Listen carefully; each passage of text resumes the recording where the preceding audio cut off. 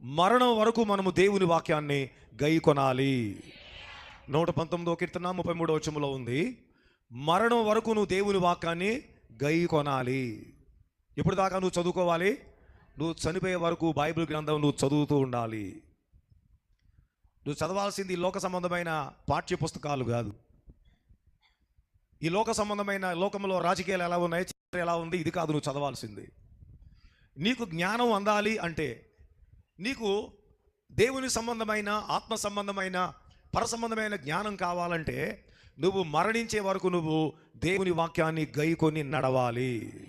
గట్టిగా స్తోత్రం చెప్పాలి. నువ్వు అంతకంతకు వర్ధిల్లాలని కోరుకుంటున్నావా? నువ్వు అంతవరకు నువ్వు అభివృద్ధి చెందాలనుకుంటున్నావా? నువ్వు విస్తరించాలనుకుంటున్నావా? నువ్వు చేసే పనుల్లో సఫలం కావాలనుకుంటున్నావా? నీ మార్గాలు త్రోవలు సరళం కావాలనుకుంటున్నావా? అయితే నువ్వు దేవుని వాక్యాన్ని చదవాలి.